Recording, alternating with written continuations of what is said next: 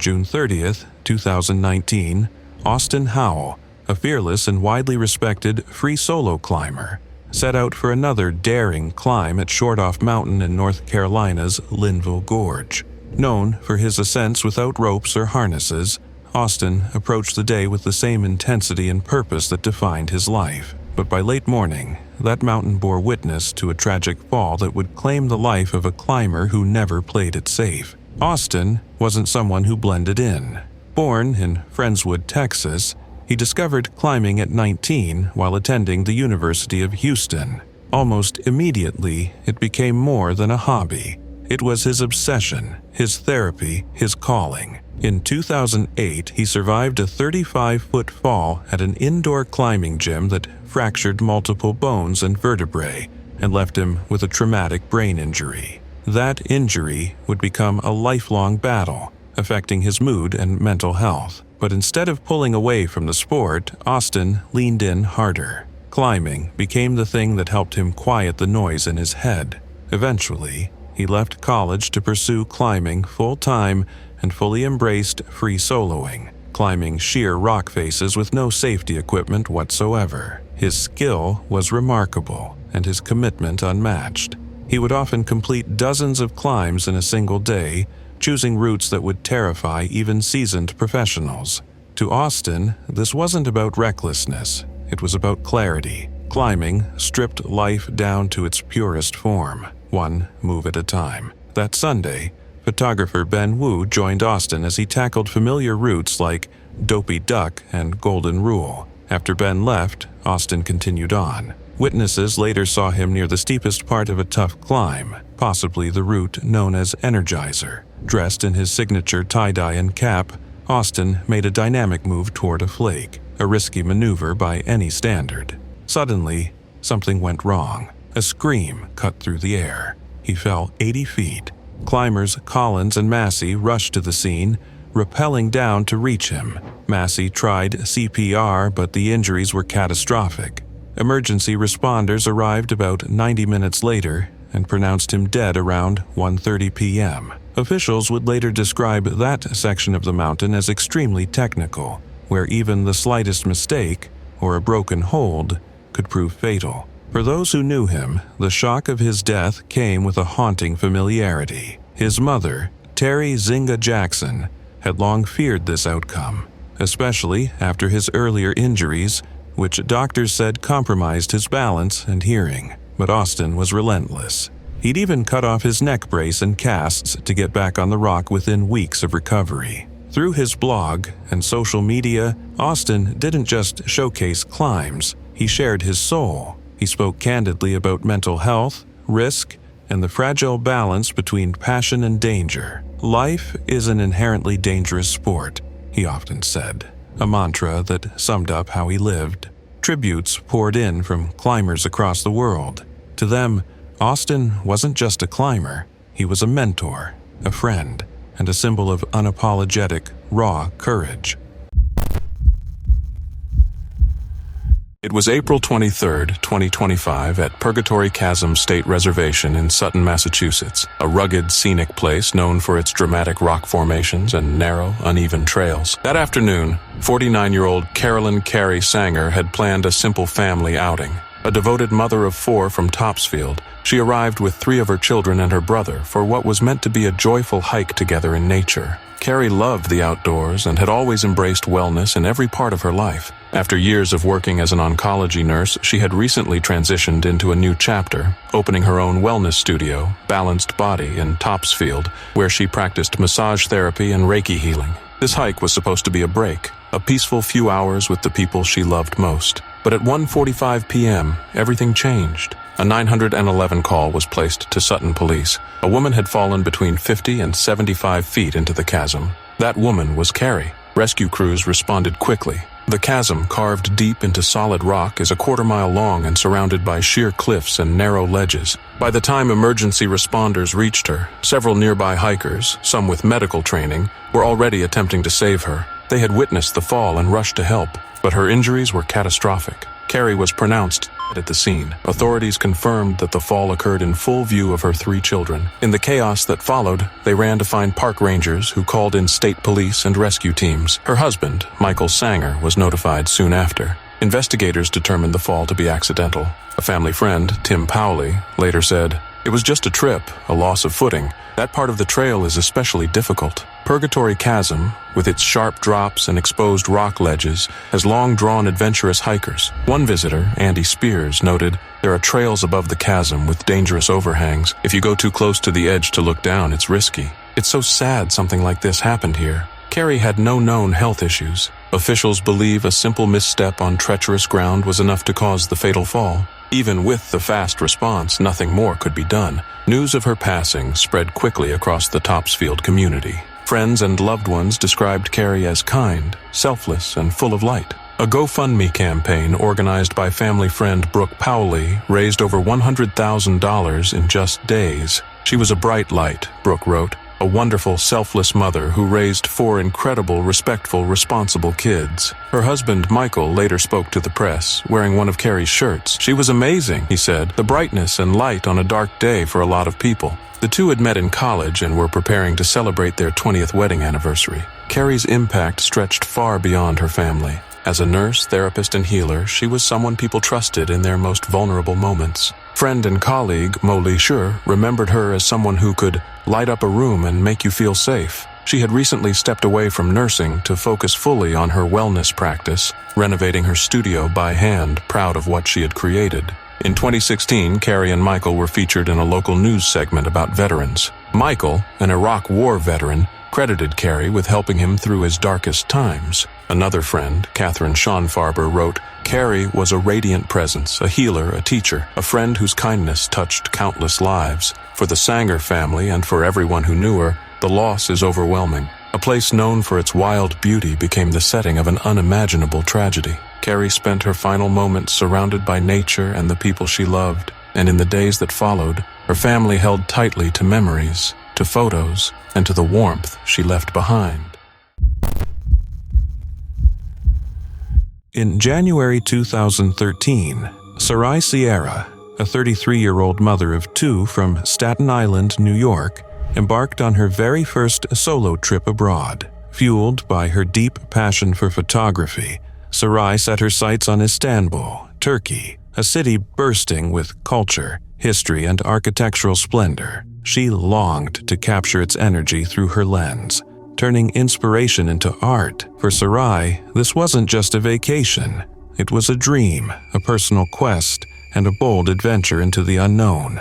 Originally, she planned to travel with a friend, but when those plans fell through at the last minute, Sarai chose to go alone. She didn't let fear or uncertainty hold her back. She embraced the opportunity, trusting that the world was as beautiful and open as she hoped to find it. For days, she wandered through ancient alleyways and busy bazaars, photographing domes, minarets, and quiet corners of everyday life. Her camera was her constant companion, her way of seeing the world and sharing it. Throughout her stay in Istanbul, Sarai remained in close contact with her loved ones. She sent messages, video chatted with her children, and posted photos and updates on social media. Her family felt reassured by her frequent communication, by her joy, and by the sense of wonder in her words. She was happy, thriving, doing something just for herself. But on January 21st, the day she was scheduled to fly home, Sarai never arrived at the airport. She didn't board her flight. She didn't call. She simply vanished. Her disappearance triggered immediate alarm. Her husband, Steven Sierra, and her brother, David Jimenez, flew to Istanbul to search for her. They worked alongside Turkish authorities, distributed missing person flyers, and retraced her steps. Istanbul, which had once been a place of artistic inspiration, was now the epicenter of a desperate search for answers.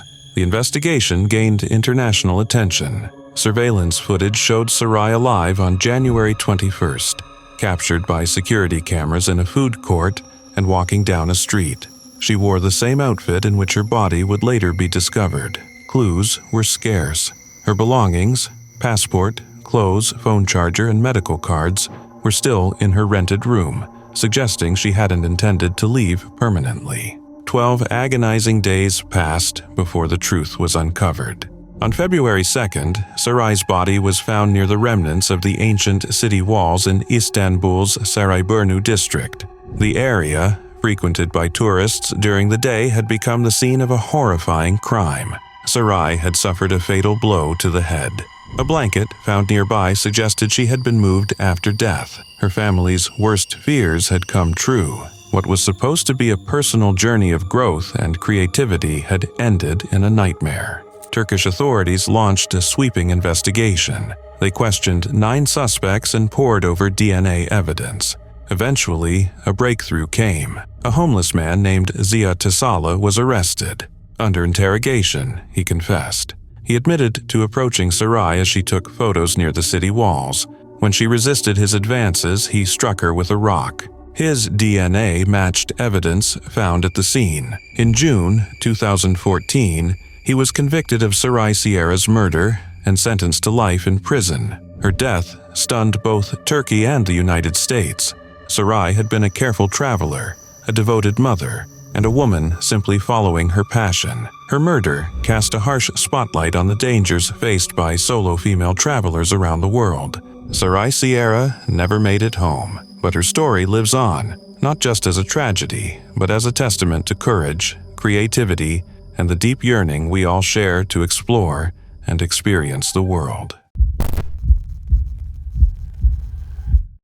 In October 2018, 29-year-old Jordan Grider, an experienced outdoorsman from Moriarty, New Mexico, set out on what would be his most ambitious journey yet.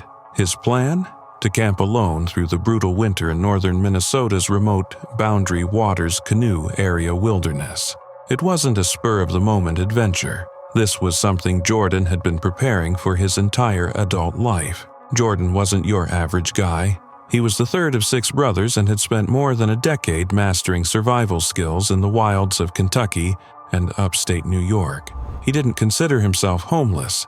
He said he had a home, but simply preferred to live outside. Off-grid living, self-reliance, and solitude weren't just hobbies for Jordan.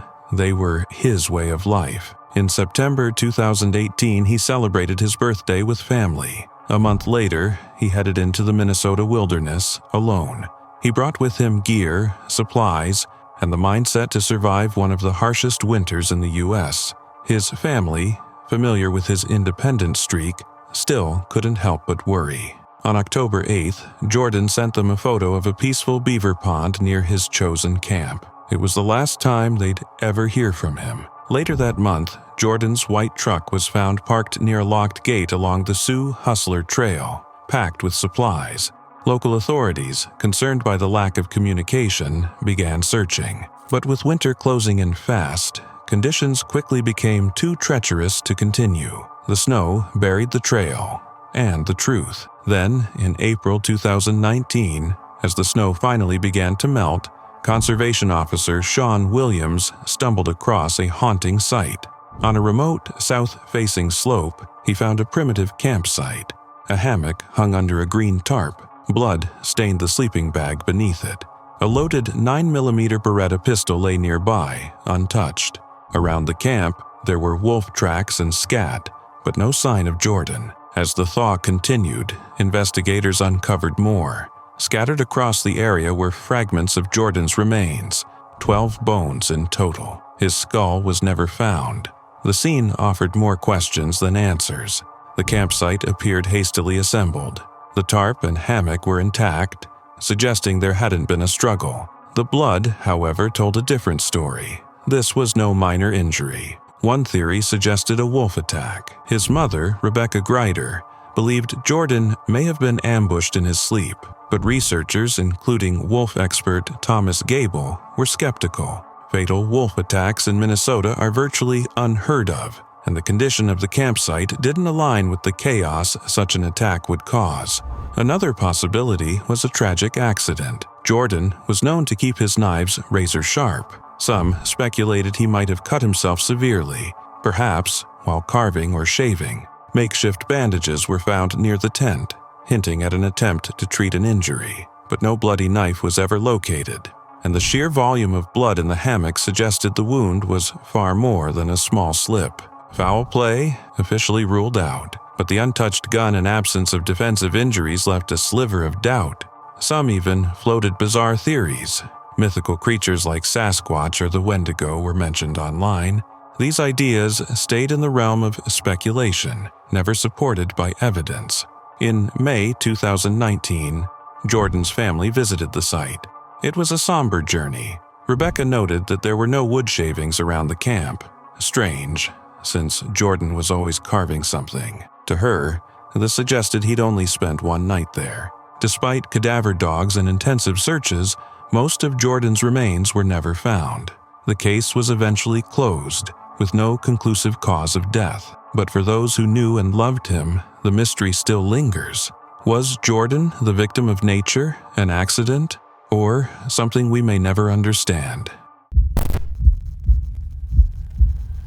It was October 19, 1968, when a peaceful day in Yosemite National Park turned grim. A group of hikers stumbled upon a horrifying sight near the base of Nevada Fall. 200 feet downstream from the roaring 594-foot drop lay the lifeless body of 24-year-old Evelyn Consuela Roseman from San Francisco. She had gone hiking alone 3 days earlier and never came back. Evelyn was known to be fiercely independent. She worked as a masseuse in Yosemite during the tourist season and loved exploring nature by herself. That October day had typical conditions, cool weather and low river flow, nothing that would suggest danger. So when she vanished, the theory that she'd been swept away by strong currents didn't make much sense. But the circumstances surrounding Evelyn's death weren't just tragic, they were deeply disturbing. Her corduroy pants were ripped and pulled down to her ankles. Her sweater had been pulled over her head, and another black sweater was found nearby. Oddly, she wasn't wearing any undergarments. Stranger still, her purse, containing all her belongings, was found sitting untouched on a footbridge above the waterfall, far from where her body was found. And her body wasn't where it should have been either. If she had fallen, investigators expected to find her directly below the waterfall. Instead, she was 200 feet downstream. This alone raised red flags. The idea that she jumped or even slipped was ruled out pretty quickly. Even if she had, the impact point just didn't line up. Then came the autopsy, which only deepened the mystery. Evelyn had died from a massive head injury consistent with a fall from a great height. Shockingly, pieces of her brain tissue were found 50 feet away, closer to the waterfall's center. Every single bone in her body was broken, which matched the force of the fall. But oddly, her skin was mostly intact. In falls, this severe torn skin and shredded clothing are common. Not here. Even worse, signs of post-mortem sexual assault were discovered, later confirmed in a case review. At that point, it was clear Evelyn hadn't simply fallen. Someone had caused her death, either by pushing her or by moving her body afterward. Investigators even considered the unsettling idea that someone had somehow launched her. The theory that an animal dragged her didn't hold up. No bite marks, claw injuries, or animal tracks were found. Yet, despite the suspicious evidence, Evelyn's case was handled unusually quietly. Mariposa County officials suggested a coroner's jury might be called, but nothing more was ever said. The FBI got involved, but their files remained sealed. Technically, the case is still open, leaving only scattered media reports and books to piece together the truth. In 2019, during a paranormal conference, one speaker suggested Evelyn's death might have involved a cryptid, but a woman in the audience cut in, pointing to the obvious. There was plenty of evidence of human violence, no monsters required. One book added more grim details, including that Evelyn had worked as a topless waitress and masseuse, details that, sadly, might have shaped how her case was viewed at the time. In the end, the big questions remain: why move her body? Why risk being seen? And most importantly, who did it? Over 50 years later, Evelyn's death still casts a shadow over Yosemite. Someone caused it, and whoever they were never caught. Eva Liu, a bright 21-year-old from Naperville, Illinois, had just wrapped up an intense academic journey. She'd earned both her bachelor's and master's degrees in computer science from the University of Illinois at Urbana-Champaign, and she was on the cusp of beginning a promising new chapter, her dream job as a software engineer at Microsoft. But before diving into the working world, Eva wanted one last carefree adventure, a chance to breathe, to explore, to celebrate. On June 14, 2023, she set out on a trip to Germany with her close friend and fellow classmate, Kelsey Chang. One of the highlights, a hike to the breathtaking Neuschwanstein Castle in Bavaria, a fairy tale fortress nestled in the Alps and one of Germany's most iconic landmarks. That day, under a clear blue sky, the two friends made their way toward the Marienbrücke Bridge, a narrow footbridge suspended 300 feet above a gorge. From there, visitors can take in panoramic views of the majestic castle and the surrounding mountains. It was supposed to be a day filled with awe and joy, but it turned into something unimaginably dark. While hiking, the two women met another traveler, 30-year-old Troy Philip Bowling, an American who struck up friendly conversation. He seemed harmless enough, knowledgeable about the area, and even suggested they follow a less traveled path for an even better view, a hidden spot that promised picture-perfect selfies. Trusting his suggestion, Eva and Kelsey agreed. But as they ventured farther from the main trail, things began to feel off. The path grew more secluded, and the air heavier with unease. And then, everything changed. Without warning, Bohing turned violent. He shoved Eva to the ground and tried to undress her, his intention clear and horrifying. Kelsey, seeing her friend in danger, immediately jumped in to help. In the chaos that followed, Bowling overpowered her, choking her until she lost consciousness, then pushing her down a steep 50-meter slope. Kelsey survived the fall, sustaining serious injuries, but she was alive. Bowling then returned to Eva. He strangled her until she passed out, sexually assaulted her, and coldly pushed her over the edge. Her body, already battered from the attack, could not survive the fall. The vibrant young woman, full of promise and excitement for the future, was gone. Rescue teams arrived on the scene and found Kelsey injured but responsive. Eva, in critical condition, was airlifted to a hospital, but tragically, she died overnight from her injuries. What should have been a joyful memory became a nightmare etched in horror. Bowling tried to flee but was arrested shortly after. His trial revealed even more disturbing details. Investigators found child sexual abuse material on his devices, and the court confirmed that neither Eva nor Kelsey had known him before that fateful encounter. Bowling pled guilty to murder and sexual assault. His lawyer claimed the attack was spontaneous and that Bowling was ashamed of his actions, but the charges, including murder, attempted murder, and possession of child abuse imagery, left little room for leniency. In Germany, a murder conviction can mean life in prison, and few would argue he deserves anything less. This tragic story is a chilling reminder. Even the most picturesque destinations can hide unthinkable dangers. In the summer of 2019, Lucas Fowler and Shinna Dees set off on what was meant to be the adventure of a lifetime. The couple, young and in love, were exploring the wild beauty of Canada together, armed with a sense of wonder, a restored van, and a deep passion for travel. But their journey, meant to celebrate life and connection, ended in tragedy. Lucas, 23, was from Sydney, Australia. He was the fourth child in a tight-knit family and had grown up outdoors, riding dirt bikes, camping, and soaking in every bit of adventure he could find. After backpacking around the world for 2 years, he met Chinna in Croatia. She was 24, from North Carolina, and just as adventurous as Lucas. The youngest in her family, Chinna was known for her kindness and curiosity. They bonded quickly over their shared love for life, exploration, and each other. After spending Christmas together in the U.S.,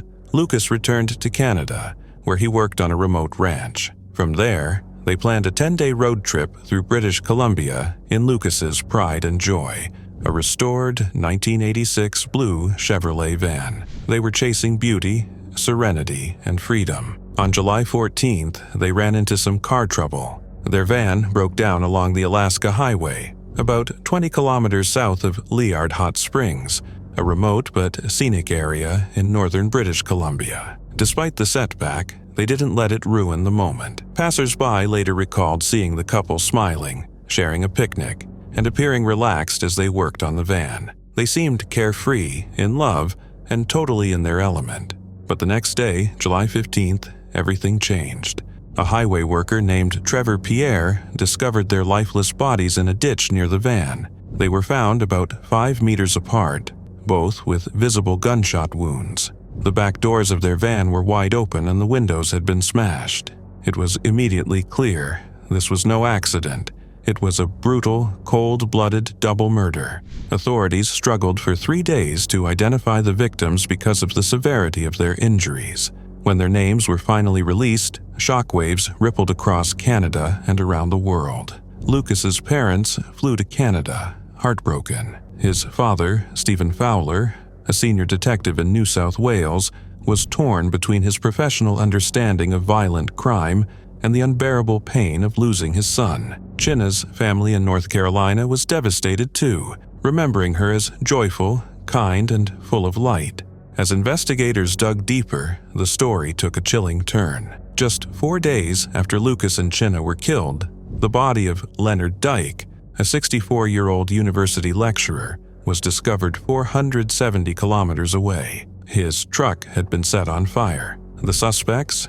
2 teenagers, Con McLeod, 18, and Briar Schmigelski, 19, from Port Alberni, British Columbia. They had initially been reported missing but were quickly linked to all 3 murders. A massive manhunt followed, stretching across 3 provinces and capturing international media attention. The teens stole Dyke's car and drove it more than 3,000 kilometers east to Gillam, Manitoba. On August 7th, after weeks of searching, police found their bodies in the woods. Both had died by suicide. For Lucas and Chinna's families, the discovery offered closure, but no comfort. The randomness of the crime only made it more horrific. 2 vibrant young lives, full of promise, had been stolen without reason. At their funerals, Lucas and Chinna were remembered not for how they died, but for how they lived, boldly, lovingly, and together. Footage from a gas station days before their murder shows them smiling, embracing, and cleaning their van side by side. It's a heartbreaking yet beautiful final image of 2 souls doing what they loved, together. It was November 22, 2020, high in the Pyrenees mountains along the French-Spanish border, when 37-year-old British hiker Esther Dingley set out on what would be her final trek. An experienced solo adventurer, Esther had spent years traveling Europe in a camper van with her longtime partner Dan Colgate, documenting their life together on a travel blog. This time, she was hiking alone. That afternoon, she summited Pic de Sauvegarde, a 737-meter peak, and sent Dan a selfie via WhatsApp around 4 p.m. They shared a brief 90-second video call, the last time anyone would hear from her. Esther planned to spend the night at Refuge de Venasque, a small unmanned mountain shelter nearby. Her route, crossing briefly into France before looping back into Spain, was well within her capabilities. Her last message read, "Might dip into France, hoping Refuge Venasque has a winter room. Keep you posted when can. Love you X." She never sent another message. 3 days later, on November 25th, Dan reported her missing.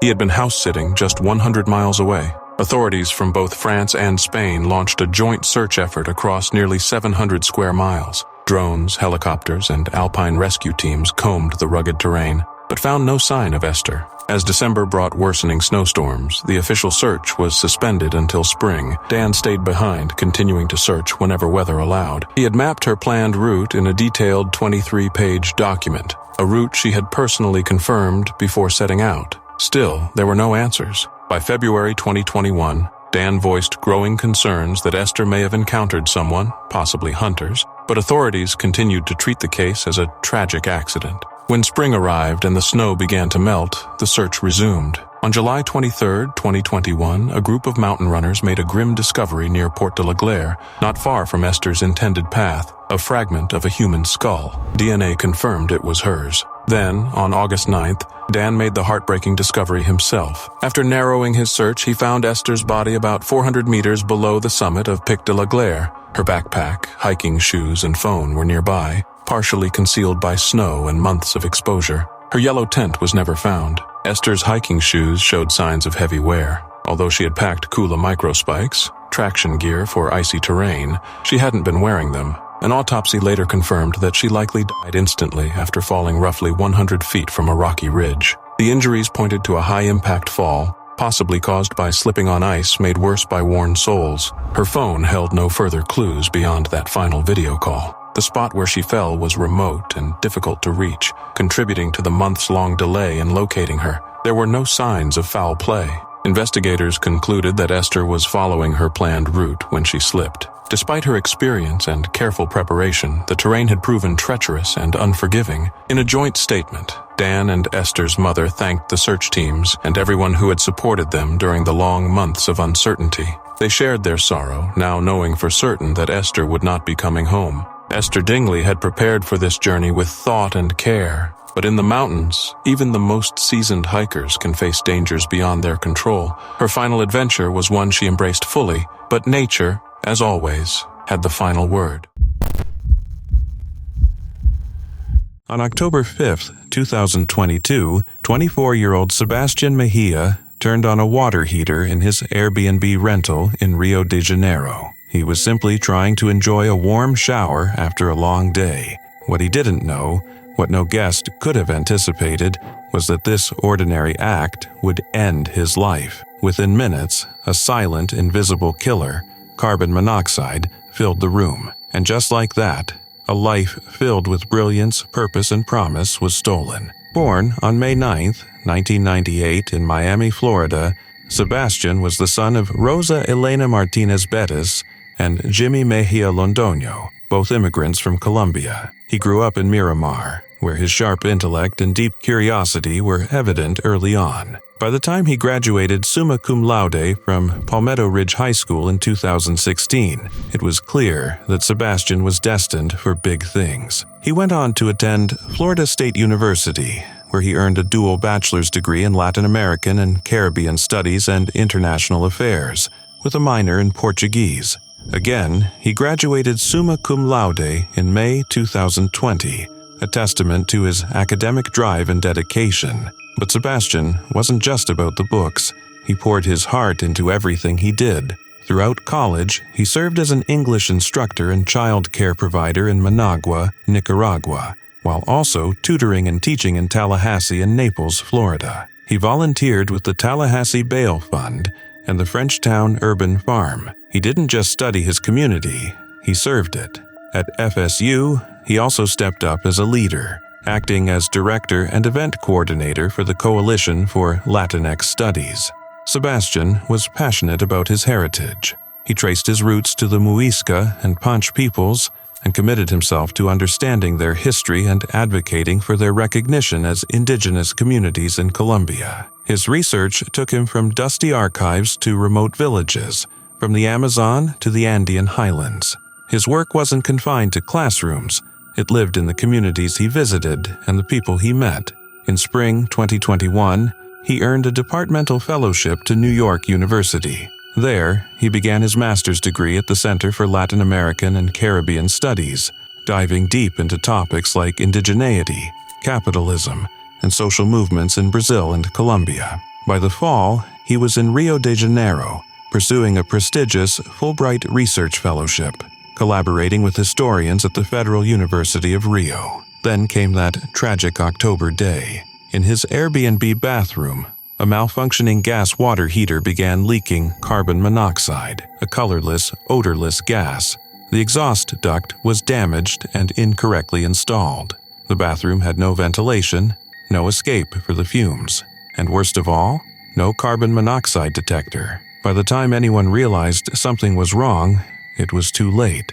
Sebastian's body was discovered the next day. A police investigation confirmed what experts dread. The water heater installation violated building codes. The exhaust system was faulty. It was an accident waiting to happen, one that could have been prevented with a single carbon monoxide detector. Despite marketing itself as a company committed to safety, Airbnb doesn't require hosts to install carbon monoxide alarms. Even after Sebastian's death, the company never reached out to his grieving family. In June 2023, his parents filed a lawsuit against Airbnb in California State Court, not just for justice, but in hopes of preventing another tragedy like this. But no legal victory can undo what was lost. No settlement can replace a son, a scholar, a future changemaker. Sebastian Mejia was more than a victim of a faulty heater. He was a rising star, a bridge between cultures, a champion of justice. His life mattered, and it should never have ended like this. In the early morning hours of July 6, 2021, the peaceful town of Ovando, Montana, nestled beside the Blackfoot River, became the scene of a chilling and tragic encounter. 65-year-old Leah Davis Loken, a retired nurse from Chico, California, met an apex predator face-to-face and sadly didn't survive. Leah was no stranger to adventure. She had a deep love for the outdoors and was known among her friends and family as a passionate cyclist. That summer, she set out on a long-distance ride along the Great Divide mountain bike route, a journey she had been planning for months. Her route took her through remote and scenic stretches of the American West, eventually bringing her to the tiny town of Ovando, population fewer than 100. It's known for its rustic charm, but more ominously, it's also on the edge of grizzly bear territory. The nearby Bob Marshall Wilderness Complex is home to nearly 1,000 grizzlies. Leah arrived in Ovando with her sister and a friend, and while they chose to stay at a nearby hotel for the night, Leah opted instead to camp outdoors. She pitched her tent behind the local museum, joined by a Texas couple camping nearby. At around 3 a.m., Leah and the other campers were jolted awake by the sounds of something large moving through the campsite. A grizzly bear, later weighed at 417 pounds, was right outside their tents. Leah could hear it breathing, hear the low, huffing sounds it made as it passed near her head. The group sprang into action, making noise to scare it off, and it worked. The bear vanished into the darkness. Cautious but calm, Leah took steps to reduce any attractants. She removed food items, packaged snacks and dry lentils, from her tent and placed them in a nearby building. She even kept bear spray close at hand before returning to her tent. When offered another chance to retreat to the safety of the hotel, Leah declined. The stars, the peace, this was the wilderness experience she loved, but she missed something. Inside her tent were 2 toiletry bags, ones she had previously used to store dried blueberries. The scent still lingered. Just 10 feet away, her bike held food in its saddlebags, yet another tempting aroma for a hungry bear. Less than an hour later, at about 4 a.m., the grizzly returned. This time, it didn't hesitate. The bear tore into Leah's tent and launched a brutal attack. The Texas couple awoke to the chaos. The man could see the bear pouncing on Leah's tent and desperately sprayed his bear deterrent, shouting to scare it off. But the damage had already been done. Leah was killed almost instantly, her neck broken and spine severed. Wildlife officials later concluded that the bear had likely been food conditioned, a dangerous behavior in which bears associate humans with food after scavenging garbage or campsites. It had likely targeted Leah because of the lingering food scents and her movements inside the tent. 3 days later, the same bear raided a chicken coop near Ovando. Wildlife agents tracked and euthanized it. DNA tests confirmed it was the same bear responsible for Leah's death. The tragedy sparked urgent conversations about outdoor safety in bear country. Investigators stressed the importance of proper food storage, eliminating scented items from tents, and always carrying and knowing how to use bear spray. Most importantly, they urged campers, if a bear approaches, don't just go back to sleep in the same spot. Move, seek shelter in a building or vehicle. Leah Davis Loken's death was heartbreaking and rare, but it serves as a powerful reminder. In bear country, the line between adventure and danger can be razor thin.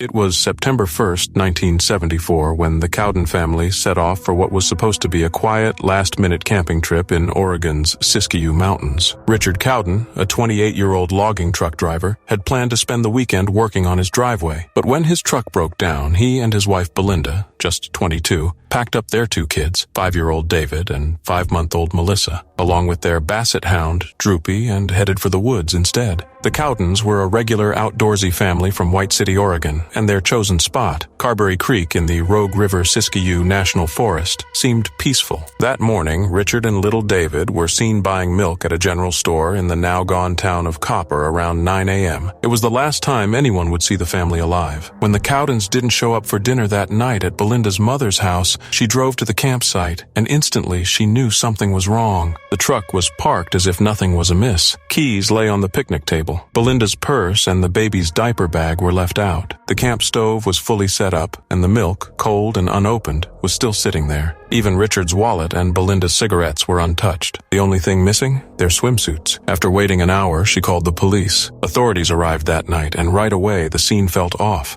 One trooper later said the whole place felt spooky. The next morning, Droopy, the family dog, was found alone, scratching at the general store's door, dirty but alive. It only deepened the mystery. A massive search followed. Hundreds of volunteers, police, forest rangers, and even the National Guard scoured the rugged terrain. Helicopters with infrared sensors scanned from above. Over 25 miles were searched, but there was no trace of the family. Robbery was ruled out, so was drowning or a voluntary disappearance. Everything valuable was left behind, and Richard made enough to support them. Something terrible had happened, but no one could figure out what. Then, 7 months later, on April 12, 1975, two gold prospectors stumbled upon a shallow cave about 7 miles from the campsite. Inside, behind a barrier of carefully placed rocks, were the remains of Belinda, David, and baby Melissa. Just outside the cave, tied to a nearby tree, was Richard. Dental records confirmed the worst. The autopsies were horrifying. Belinda and David had been shot with a .22 caliber rifle. Melissa had been beaten to death. Richard's cause of death couldn't be determined, but it was clear the family had been murdered. Oddly, a search volunteer swore the cave had been empty during earlier searches, suggesting the killer may have moved the bodies. A witness from Los Angeles recalled seeing a suspicious group, a man, a woman, and another man in a pickup near the Cowdens camp. Investigators believed it could have been Dwayne Lee Little, a convicted murderer recently paroled, who was known to be in the area. His girlfriend later confirmed he owned a .22 rifle, and a former cellmate claimed he had confessed. Still, there wasn't enough evidence to charge him. Little is now serving 3 life sentences for another violent attack. But he's never spoken a word about the Cowden case, and to this day, the disappearance and murder of this innocent family remains one of Oregon's darkest, most chilling mysteries. The forest has long buried the truth, and their killer still walks free. Catherine Chappell had what many would call a dream career. A brilliant visual effects editor, her work lit up the screens of millions. She helped shape the world of Game of Thrones, even earning a Primetime Emmy for her efforts on the epic Season 4 finale, The Children. Born in December 1985 in Westchester County, New York, Catherine's path took her from Hofstra University in Long Island to the vibrant entertainment world of Vancouver. She left her mark on blockbusters like Captain America, The Winter Soldier, and Divergent. Her talent was unmistakable, and her future in the industry was incredibly bright. But beyond the red carpets and computer screens, Catherine had another passion: wildlife conservation. In 2015, she traveled to South Africa, not for work, but to support Wildlife ACT, a conservation charity dedicated to protecting endangered species. Her mission was heartfelt: raise funds, raise awareness, and do something meaningful outside the realm of Hollywood. On June 1, 2015, Catherine found herself in Johannesburg's famous Lion Park, a popular destination where visitors could get up close with Africa's most majestic predators. She was accompanied by a guide from Calabash Tours, and the day was shaping up to be unforgettable for all the right reasons. The sun was out, the landscape was stunning, and the lions were in view. But in one fatal moment, the day took a horrifying turn. As their vehicle approached a group of lions, Catherine did what many tourists would be tempted to do. She opened her window to snap a photo. It seemed harmless, a quick shot of the wild. But that small decision unleashed a tragedy. Without warning, a lioness lunged through the open window. The attack was swift, brutal, and shocking. Her guide, Pierre Potgieter, fought back with everything he had, throwing punches at the lioness in a desperate attempt to save Catherine. Witnesses say the lion retreated after the initial strike, blood dripping from her mouth and paws. But the horror wasn't over. The lioness returned, launching a second, even more devastating assault. Catherine was torn apart. Her face and chest were brutally mauled. The scene was beyond anything anyone could have imagined. Pierre's heroic efforts came at a cost. He suffered a heart attack from the stress and trauma and was hospitalized shortly after. An eyewitness, Ben Genter, who was in the car behind them, captured a photo of the lioness just before the attack, never realizing the nightmare about to unfold. The aftermath sent shockwaves through the public. How could something like this happen, especially with a guide present? Lion Park officials insisted that all visitors were repeatedly warned to keep their windows closed at all times. It was a strict rule designed for everyone's safety, but in that fleeting moment, one open window changed everything. Catherine's family and boyfriend were devastated. At her memorial, her sister Jennifer described her as fearless, someone who embraced life without hesitation. Her boyfriend recalled warning her to be cautious, reminding her she was still a city girl in unfamiliar territory. Catherine Chappelle's tragic end serves as a gut-wrenching reminder. Even the most beautiful places on Earth can turn deadly in an instant. One moment of wonder, one misstep, and a life full of promise was gone forever. The Red Valley of Peru is a place of stunning contrasts.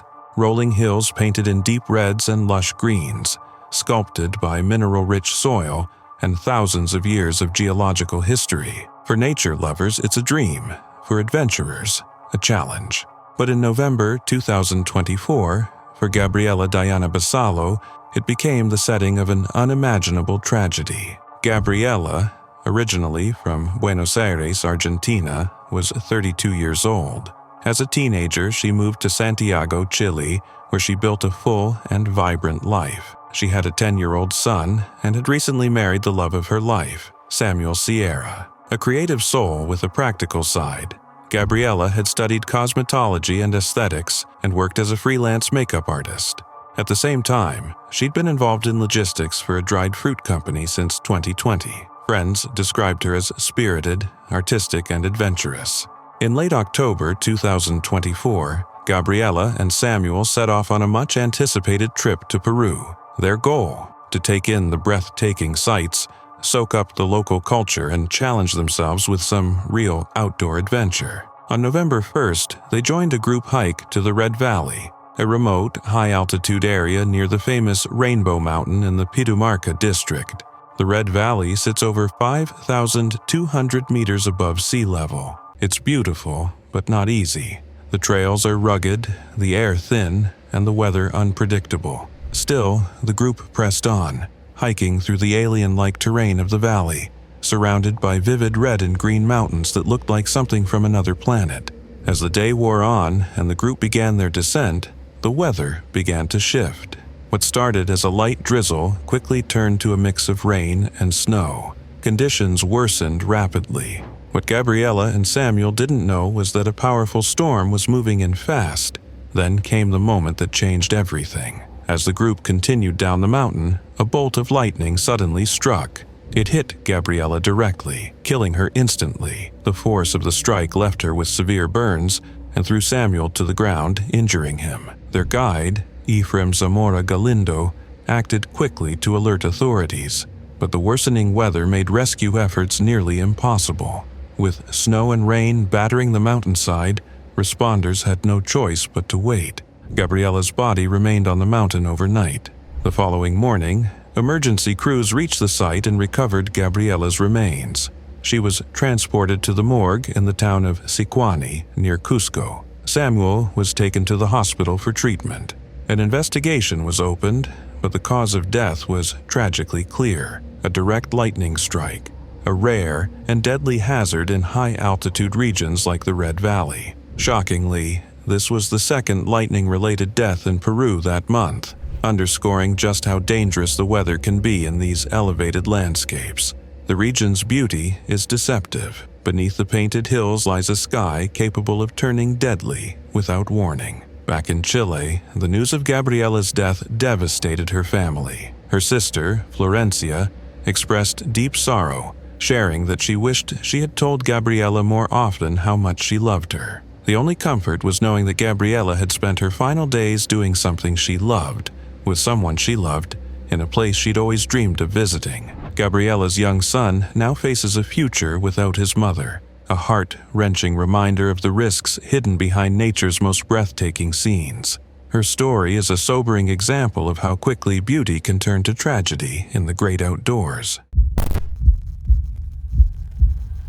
It was March 23, 2025, on the lush and remote Makaleha Falls Trail in Kauai, Hawaii, when 26-year-old Gianna Buzzetta reached the place she'd dreamed about for years. A pastry chef from Oceanside, California, Gianna was hiking with her boyfriend, Connor Quinton, on what was supposed to be a peaceful, unforgettable adventure. That morning, she told Connor he had made her dream come true. Gianna wasn't your average hiker. She was the executive pastry chef at June Jolie, a Michelin-starred restaurant in Carlsbad, where she'd worked for 4 years. Her team described her as humble, fiercely hard-working, and incredibly gifted. She was known for her sharp wit, deep love for animals, and generous spirit, often volunteering at shelters and always putting others first. That day had started quietly. Gianna and Connor stood in a shallow pool at the base of the falls, taking in the calm beauty of the jungle around them. Then, out of nowhere, a loud crack echoed across the cliffs. Connor glanced up, trying to locate the source. Moments later, a boulder broke loose from high above, massive, unstoppable. Before they could react, it struck Gianna directly in the head. She collapsed into the water. Connor rushed to pull her out. She was unconscious but still breathing, bleeding heavily. With no cell signal in the remote area, he made a split-second decision. He ran. For 3 grueling miles, he pushed through rugged terrain, thick brush, and over rocks, desperate to find help. When he finally reached a spot with reception, he called emergency services.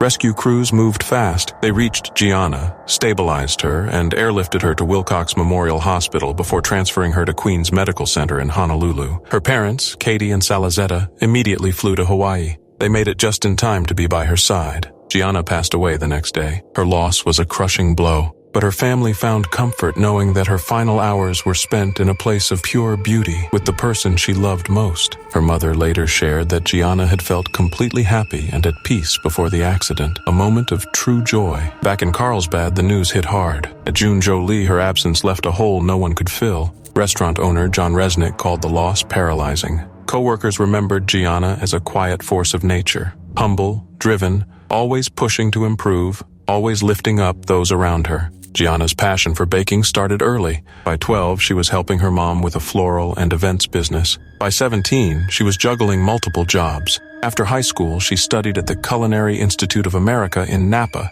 trained at Michelin-starred restaurants like Spago and Patina, and returned home to build a career filled with creativity and purpose. Alongside her restaurant work, she ran a thriving private cake business known for natural ingredients, vibrant colors, and delicate balance. After her passing, June Jolie hosted a sold-out benefit dinner on April 7th to help her family. A fundraiser organized by family friend Carly W. quickly gained momentum, raising over $40,000 in just a few days toward a $225,000 goal. The support came from across the country. Gianna was remembered as someone who radiated quiet strength, always checking in on friends, always giving more than she took. Her family expressed deep thanks to the first responders and praised Connor's courage for never giving up. Gianna Buzzetta wasn't just a chef. She was a dreamer, a giver, a force of light. And in her final moments, she was exactly where she had always wanted to be, living her dream.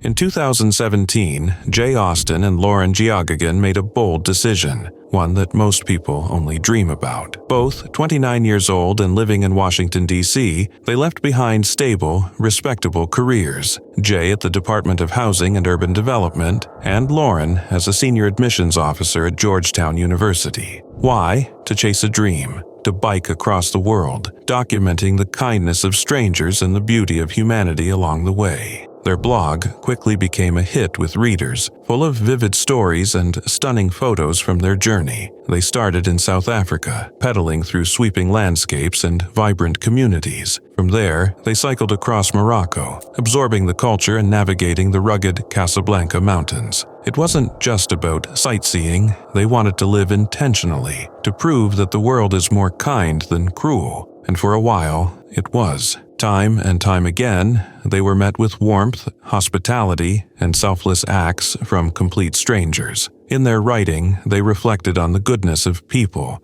and how fear too often distorts our view of the world. One blog post stood out, an optimistic Q&A where they answered questions about the dangers of global cycling. Relatively speaking, bike touring is really safe, they wrote. The biggest danger is cars, not people. That entry would later haunt their readers. On July 29, 2018, Jay and Lauren were cycling through Tajikistan, a country known for its breathtaking mountain scenery and ancient Silk Road history. They were joined by 2 other cyclists, one Swiss and one Dutch. Together, the group was riding about 60 miles south of the capital, Dushanbe. Then, the unthinkable happened. A sedan sped toward them, suddenly veering off the road and slamming into the group. The impact was catastrophic, but the horror didn't stop there. The car's occupants, 5 men, got out, armed with knives, and brutally attacked the injured cyclists. It was a calculated ambush. Jay and Lauren were killed in the attack, as were their fellow cyclists. The suspects fled the scene in their blood-soaked vehicle, heading toward the Afghanistan border. But their escape didn't go unnoticed. Villagers in the remote town of Tutbo spotted the damaged car and grew suspicious. When the men ditched the vehicle, locals alerted the authorities and even followed the attackers on foot to ensure they didn't vanish into the wilderness. Soon, law enforcement caught up. One assailant was killed after resisting arrest. The next day, 3 more were found and shot during a confrontation. The final suspect, Hussein Abdusamadov, was captured alive. He was later revealed to be the group's ringleader. What came next was even more chilling. A video surfaced, recorded before the attack, in which the men pledged allegiance to ISIS. Abdusamadov showed no remorse during interrogation. His trial, held behind closed doors, ended with the harshest penalty under Tajik law: life imprisonment. Jay and Lauren's story is heartbreaking. 2 idealistic, kind-hearted people set out to prove that the world is filled with goodness, and for the most part, it was. But their journey ended in unspeakable violence, a tragic reminder that even the most inspiring adventures can carry unimaginable risks. Still, their story endures, not because of how it ended, but because of how bravely it began.